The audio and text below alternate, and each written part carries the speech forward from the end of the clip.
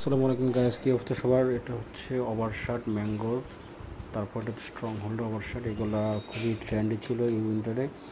Next উইন্টারে বাংলাদেশে অনেক trendy থাকবে।